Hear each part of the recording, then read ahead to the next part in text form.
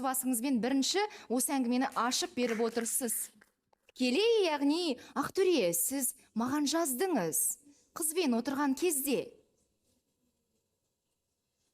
Негізінен Не ұттыңыз бұл пікірден? Ақтөре әлі де болса серьезный отношенияға дайын емес, дағы да болса әркімге жазып, үміт беріп, үміттенбеймін мен, конечно, бірақ бұлай істегені тура емес, Диана ханым.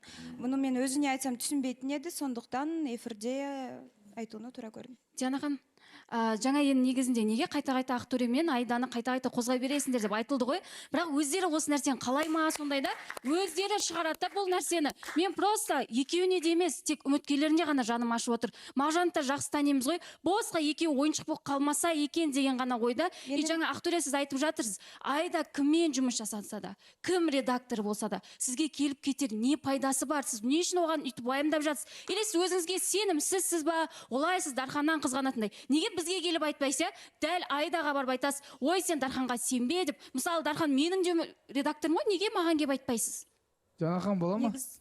Ақтөрені бір жақта кетейін деп тұрмын. Нәрде енді мына былайда Айза сенге де дұрыс емес, болар болмас әңгімені ортаға Дархан, дос жастымыз ғой бәріміз. Әшейін әңгімеден әңгіме шығып қалған жер. Болмайтын бір әңгімені сен бір шындық, арам ойлыққа әкеліп салып, нәрде ортаға тастап жатсың да, типа Ақтөре бұлай арам ойлап сөйтіп. Знаешь он как шутит? Бәріңіз білесіз тұрға Ақтөрен қалай әзілдей береді. У него әзілі границасы жоқ, әзілдей береді. Бәрімізге ұнайды оны әзілдеп жүрген. Ақтөре жоқ жерде веселье да жоқ қой. Реальностьна былай айтқан кезде білесің ғой нәрсені. Енді ол әр нәрсесін айтып, Ақтөре ойбай бүйтіп айтқан. Бәрі бәлесін шара береді. Сен де айтатын нәрсең бар. Егер редактордан қызғанатыны бар, өзі сөз салсында жанына байлап алсын. Диана ханым, енді соны шындық деп ойлайсыз ба Ақтөрені айтқаны? Шынымен қызған жерде ойлайсыз? Шындық деп ойлаймын. Өйткені бұл әңгіме студия сыртында да айтылған.